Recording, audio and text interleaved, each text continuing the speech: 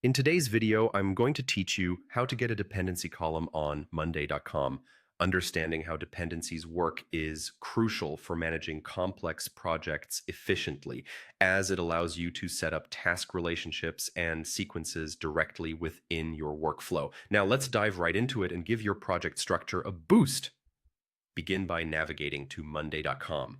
Open your favorite web browser and enter the URL in the address bar to access the Monday.com homepage.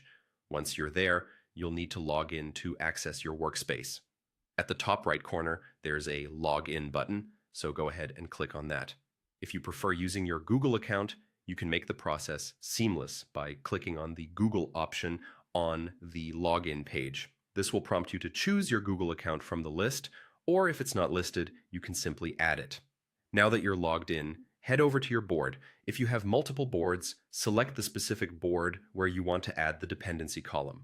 You'll notice your board displayed as a table with various columns for your task information. To add a new column, look for the plus icon, usually found at the far right of your table. Clicking this icon will allow you to integrate different features or columns into your board. From the menu that appears, select Dependency. This addition is key as it will enable you to create relationships between different tasks on your board. At this point, you'll be prompted to choose your dependency mode. There are different modes available, so select the one that best suits the type of projects you're managing.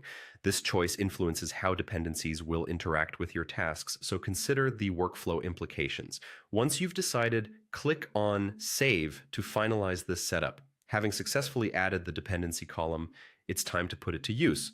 Look for the plus icon within the new dependency column to start adding items. By doing so, you create links between tasks indicating which tasks are contingent on others.